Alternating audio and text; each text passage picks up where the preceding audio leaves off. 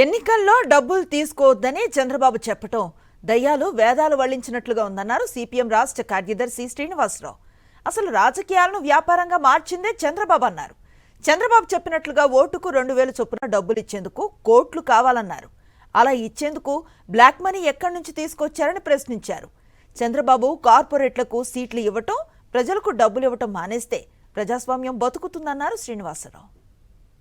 రాజకీయాలు పెట్టింది మీరు, ఇప్పుడు డబ్బులు తీసుకోబాకనే ప్రజలకు శుద్ధులు చెబుతున్నారు. దయ్యాలు వేదాలు వల్లించినట్టు మీరు డబ్బులు ఇవ్వబాకండి అంటే 2000 చొప్పున ఆయనే చెప్పాడు. 2000 చొప్పున ఈ రాష్ట్రంలో ఉన్న 3.5 కోట్ల మందికి ఇస్తే ఎన్ని కోట్లు డబ్బులు కావాలి? డబ్బు అంతా నల్ల డబ్బు, బ్లాక్ మనీ.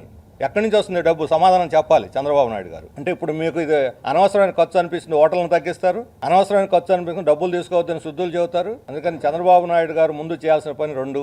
రాజకీయాలను వ్యాపారం చేసి మీరు కార్పొరేట్లకు సీట్లు ఇస్తున్నారు, డబ్బులు ఉన్న వాళ్ళు చూసి సీట్లు ఇస్తున్నారు. మీరు ముందు అది మానుకోండి. రెండవది డబ్బులు పంచడం మానుకోండి. మీరు దొంగ డబ్బు తీసుకొచ్చి రాజకీయాలను ప్రభావితం చేయొద్దు, వ్యాపారం చేయొద్దు రాజకీయాలతోటి. ఈ రెండు చంద్రబాబు నాయుడు గారు చేస్తే అప్పుడు ప్రజాస్వామ్యం బతుకుద్ది. మీరు ప్రజాస్వామ్యాన్ని బలి తీసుకుంటూ ఎవరికో శుద్ధులు చెప్పడం, ఎవరి మీద నెపం నెట్టడం అనేది ఇది సరైనది కాదు. మరిన్ని అప్డేట్స్ కోసం ఛానల్ ను సబ్స్క్రైబ్ చేయండి. నోటిఫికేషన్స్ కోసం బెల్ ఐకాన్ పై క్లిక్ చేయండి.